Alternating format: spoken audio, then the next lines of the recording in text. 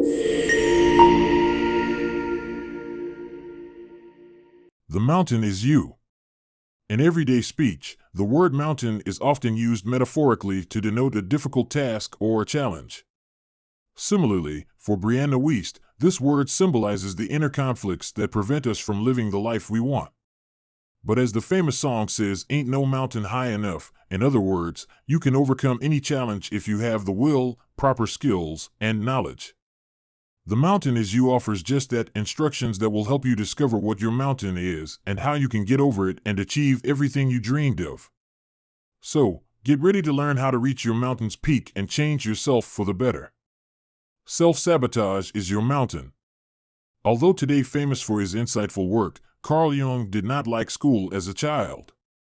One day, he fell on the ground and hit his head. One of his first feelings at that moment was happiness for having an opportunity not to go to school because of the injury. After this accident, Jung often experienced uncontrollable fainting spells. He later believed that he unconsciously developed this condition to escape classes where he felt uncomfortable and unhappy. Like Jung, many people engage in self-sabotaging behavior. In fact, whenever you notice a gap between who you are and who you want to become, and your pain, resistance, and discomfort don't allow you to narrow it, you should know you are self-sabotaging yourself. Self-sabotage might seem like a product of self-hatred, low confidence, or a lack of willpower. However, in reality, it is simply the presence of an unconscious need that is being fulfilled by the self-sabotaging behavior, as it is a result of traumatic events, unprocessed emotions, unmet needs, and distorted self-image. It takes lots of work, in Wiest's words, deep psychological excavation to find healthier ways to meet our needs and overcome self-sabotage. Why do we refuse to consciously meet our needs, and, hence, avoid self-sabotage? Wiest says we do this because we don't believe we are capable of handling them. For instance, we sabotage our professional success because of our need to do something else, like creating art, which is less ambitious by society's measures. We may also avoid experiencing our feelings by psychoanalyzing them, or we sabotage our relationships because we really want to be alone and find ourselves. So, self-sabotage is only a maladaptive coping mechanism that numbs our desires by giving us temporary relief. To change it into a healthy coping mechanism, we first need to realize what our unconscious desires are and how we can address them in a non-sabotaging and healthy way. Where self-sabotage comes from. There are many reasons behind our self-sabotaging behavior. Sometimes, it comes from long and unexamined fears we have about the world and ourselves. Those fears can be concrete, that you are unintelligent, unattractive, disliked, or more abstract, such as the fear that someone is violating your boundaries or that you will be caught or wrongly accused. Wiest says these abstract fears are usually representations of legitimate fears. Let's say you are afraid of being a passenger in a car. In this case, your actual fear might be the loss of control or the idea that someone else is controlling your life. Perhaps the moving car represents your fear of moving forward. If you are unaware of the real issue, you will self-sabotage by fixing the problem on the surface by, for instance, trying not to be anxious while riding in the car. We often sabotage ourselves because we have a negative association between achieving the goal we aspire to and being the kind of person who has or does that thing. Take an individual struggling to become financially stable, but keep ruining every effort to get there as an example. They perhaps do it because they unconsciously associate money with corruption or selfishness. To stop sabotaging yourself in this manner, you need to break these negative associations and adopt new ideas that don't hold you back from your ultimate potential.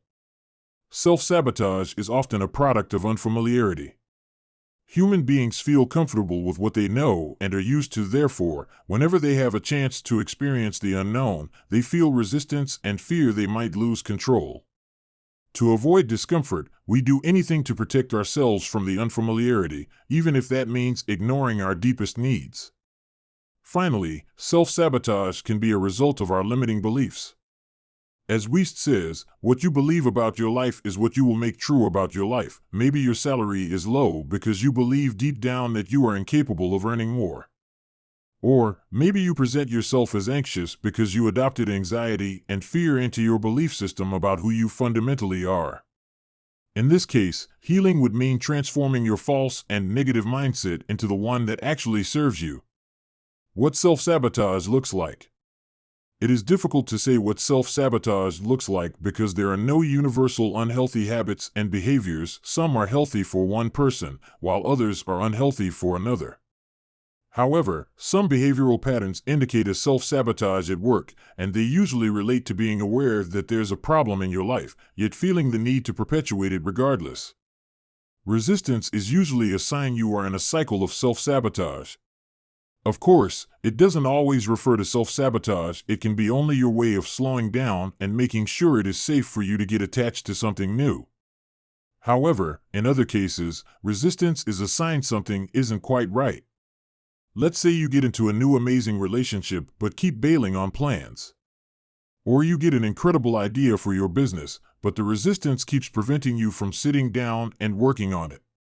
The important thing to note is that if you are experiencing resistance, you should not force yourself to perform in the face of it, since it will only intensify the feeling and strengthen the internal conflict and fear that holds you back in the first place. Instead, figure out what you want and why you want it. As Wiest says, wanting is the entryway to showing up after resistance. When someone finds themselves going from one relationship to another or changing the business website again and again, instead of focusing on dealing with relationship issues or taking care of the client's needs, it means they are self-sabotaging. Wiest calls this mechanism uprooting.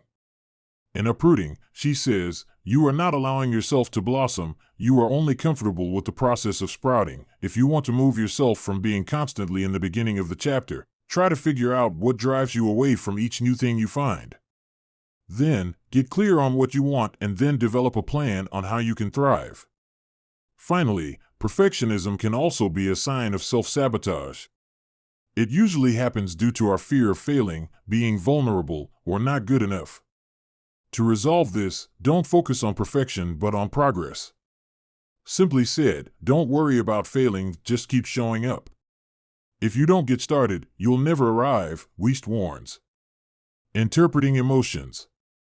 If you want to transform your self-sabotage into self-mastery, not only do you need to detect why something is triggering your unhealthy behavior, but also to process emotional responses to those triggers.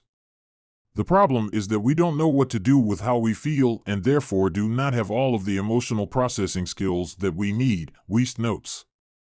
Emotional processing includes detecting the response and figuring out what it tells you about the experience. Anger is frequently connected with self-sabotaging behavior. We learned wrongly to resist it since it can be followed by aggression. The truth is, as long as we do not project onto someone else, anger is healthy because it encourages us to change and helps us see our limits and priorities more clearly. Sadness is a natural emotional response to loss or disappointment. We often do not process it in the right way out of shame or the belief it is not appropriate to feel sad.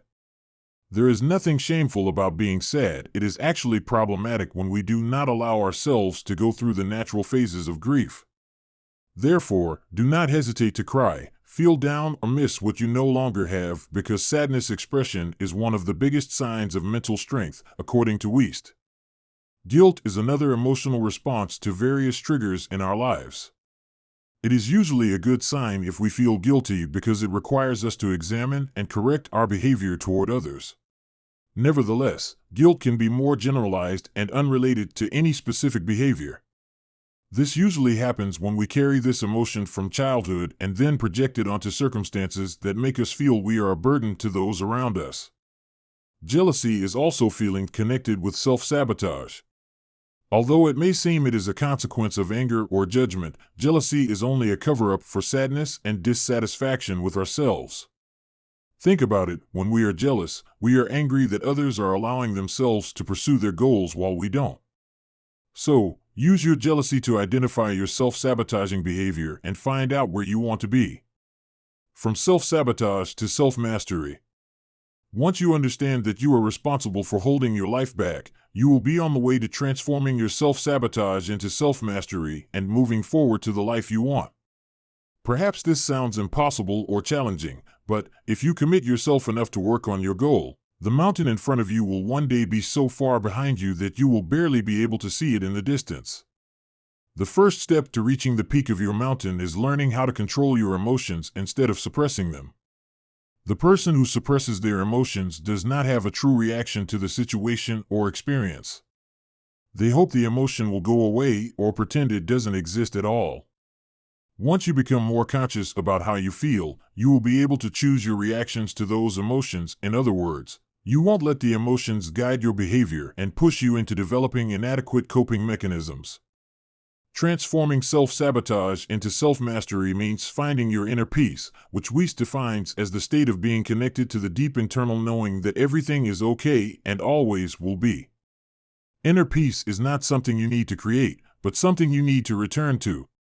Over time, we have moved away from its insightful perspective due to the mind's fears and stressors.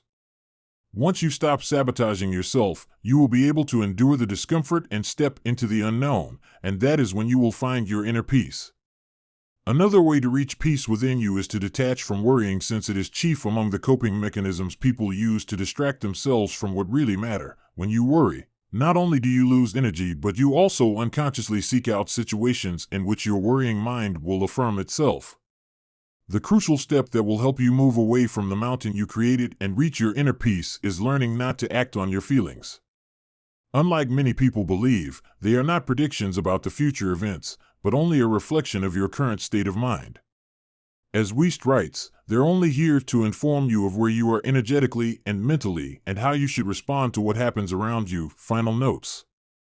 Although Wiest's explanations are often unclear and repetitive, in The Mountain Is You, she offers inspirational insights and some practical advice that can help us deal with the problems we frequently face.